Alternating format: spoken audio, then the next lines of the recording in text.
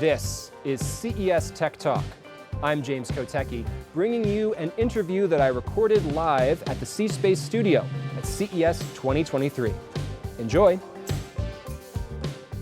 Welcome back. You're in the C-Space studio here at CES 2023. We are sponsored by Salesforce, and we are joined by Najoh Tita-Reid, the global CMO of Logitech. Thanks so much for joining us here today. Thanks for having me. What does the Logitech brand mean in 2023? I think I know what Logitech does in terms of webcams. I think probably most people know that. But how do you define the brand? I think for me, the brand is all about enabling all people to pursue their passions. And in 2023, it will be no different. It is such an amazing privilege to be able to help consumers and customers pursue their passions in different ways. And I think in 2023, we'll continue to be more relevant than we've ever been across how people play, how people work, how people live. Now, how long have you been in this role? So I've been in this role for a little over a year, but I've been at Logitech for about 3 years. So you did see through the pandemic, absolutely, then, and obviously the massive growth in people talking on webcams and engaging in that way. Coming out of the pandemic, kind of how do you snapshot where we are right now in a macro sense in terms of how people are working and living and using these products at home? Obviously in the pandemic we knew everybody's at home and they need these products. Now it seems like the Wild West. Everybody has their own definition of what they should be doing and what's going on. Yeah, I think the snapshot would be, we have gone from being a peripheral to being essential in people's lives. And to be able to have that experience within 3 years has been amazing opportunity to become more relevant and to make sure that we are as meaningful in people's lives as we've always wanted to be. But the acceleration has been tremendous. To be able to have people who never thought about having a personal workspace at home and now can't imagine living without one, right? People who were kind of gaming, for fun, and it was for a kind of a small niche population, where now everybody is a gamer. In fact, the word gaming becomes even irrelevant because doesn't everyone do it, right? And people who create were very, very, very kind of a very small elite group of people who create. And now anybody can do what we're doing right now from their bedroom with the right equipment. And so Logitech works to help people have those tools to be able to do the things that they love in a way that's much more democratic than it was. So I hope to allow people to democratize things that they could not before the pandemic.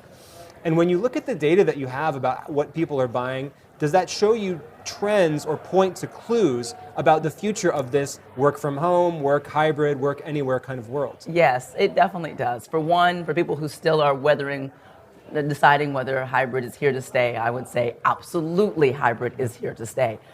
This notion of being able to work from anywhere, especially for Generation Z and A, is a non-negotiable. Right? They expect to have the freedom, flexibility to work from anywhere, to do anything with whom they want, be inclusive as they do that. And so the trends are that if you are not enabling that, you will cease to be relevant. And so how do you think about pitching this stuff to Gen Z? Do you think about that as a fundamentally different category? Everybody's trying to figure out, obviously, the young, hot generation coming up. Now, it used to be millennials, now it's Gen Z. Yes. Do you think of them as a separate entity with certain unique attributes? It's so interesting. I think it's more about how you approach the generation, right? We all kind of use technology somewhat similarly, but the role that it plays in the lives of people varies. And so as we were marketing before, it was kind of these tools that can help you as you work with the PC, right? Now these are just tools that help you live your life. People can't imagine, right, not being able to go into wherever they want to, open their laptop, be able to work from anywhere. That's like so we might as well make sure that if you have a mouse, it works on any surface. If you have headphones, it works and integrates into your life. That we fit into their lifestyle as opposed to them coming and buying products that don't. That's a major change with this generation. I understand that you're responsible for both marketing and direct-to-consumer e-commerce at Logitech. So how do you kind of coordinate or think about those two sides of the business? So to me, they're not two different sides to the business. I think there was a time when it was e-commerce over here and kind of big brand marketing over here. Now I don't know how you can have a brand and provide a relevant experience without taking it to e-commerce.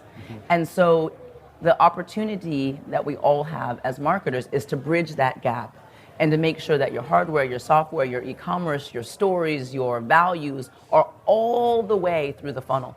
and that people don't see a difference in when they see something, a commercial, and when they go online to purchase or on social media. And so integrating those is really where I see the change. Yeah. A lot of the way that people may experience your products is indirectly because people that are creators that they are watching are using these products, and some of them, if they're webcams, for example, the webcam isn't on camera because it is the camera. Yeah. So then how do you build your brand into those influencer experiences when they're using those products, and then how does that permeate out to the people who are consuming that content? That's such a great question, and it's not so easy for a brand to do. I think one of the ways that we have decided to do that is not necessarily work to use creators, but to be able to partner with creators in a way that allows our brand to come to life. It is a very different approach as a CMO, where you were very used to historically owning and controlling your brand. Mm-hmm. I've had to let go of that brand and put the brand in the hands of influencers and creators so they can tell their own story, and they can show what they're using to do their videos, and they can show what they're using to create. And when they tell it, it's much more powerful, much more authentic. And so it is partnering with that community to tell the story in a way that I think they can sometimes do it as well, if not better. You talk about letting go of some of that control. There may be other marketers here at CES that want to do that and want to try to make the case to other people in the organization to do that. How do you recommend people make that case to others in the org? So the first thing I would say is you really do have to throw out so many things that we were taught. In order to be a relevant marketer, you've got to absolutely unlearn some of the things of the past and relearn how to adapt in this, this environment. And so I'd first say, kind of look at the values that you had from a marketing perspective that you were holding so dear and tight that only you could do things and only you could tell people what to do, and let that go and realize that this generation is brilliant and allow them to create and live their passions, and just give them the tools that enable them, and you will see magic happen. Speaking of magic, let's talk the metaverse for a second. Yes. It is a term that we constantly talk about here in the C-Space studio, but I always wonder, do people like that term? Do you like this term? Do you use that particular term? Do you feel like you're building and contributing to the metaverse, whatever that means to you? I think it's a great question. I use the word metaverse because I'm a marketer, so I use the language that people use to understand. Me trying to create a new term where you don't understand it is irrelevant because my job is to communicate effectively.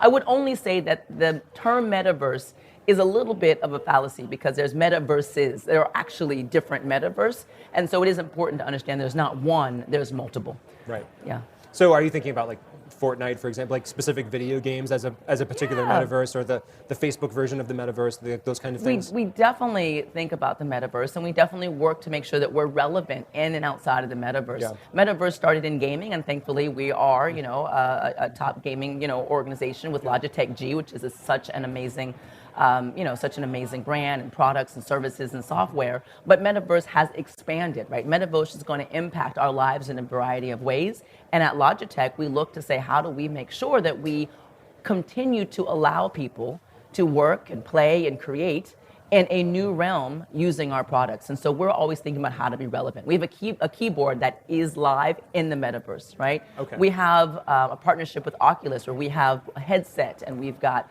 speakers, and we're able to enable that that VR experience in an essential way. And so we work to partner to make sure that we enable what happens inside of there and that we're relevant there as well. You're the CMO, you have incredible message discipline, but can you tease anything for us as far as the product roadmap in terms of what's coming down the road? And because obviously, look, so much of this has to do with the physical products that enable all of these content, all these experiences. It all comes down to really the technology that we're using, and Logitech is making and developing a lot of that. Can you tease anything or kind of tell us what's on the horizon? Let's see. So there's a lot on the horizon. Of course, I can't break any rules, but I would say to people who are looking for innovation, especially in this space, when you think about the areas I talked about, right? Work, creating, playing. When you think about this hybrid working, some of our technology would be able to really enable equity in the workplace, right? And so what would that look like? We make, video conferencing equipment. So we make the cameras and, speakers and boxes and meeting facilitation. Right. We will be able to create this type of studio experience within an office or a home. We are sitting right now with, 3 or 4 cameras. You'll be able to do that. Wow.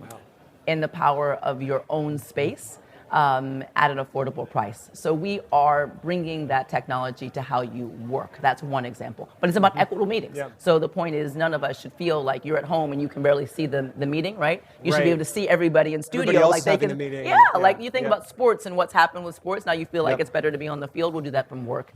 And I can keep going on, but there's a lot. Well, that's so cool. I can't wait to interview you in that kind of new technological environment. Final thought, you started your career at Procter & Gamble, I believe. Yes. Is there a lesson from there that sticks with you as you are now in this high-tech space? Absolutely. I think what Procter & Gamble has always instilled is put the consumer first at the center of everything that you do. And as a tech, in a tech space, people tend to want to put the product first because the technology is so amazing. Yeah. But what I believe that I bring to tech is a human-centric approach. And thankfully, Logitech is a human-centric company. And I would say for those that want to win in tech, if you put the human in the center, if you take that lesson from another industry, you will be unstoppable.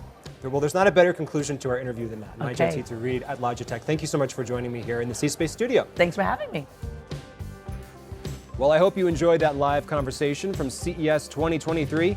Look up the CES C-Space studio for more conversations like that and get even more CES at ces.tech. That's ces.tech. And of course, please subscribe to this podcast so you don't miss a moment. I'm James Kotecki, talking tech on CES Tech Talk.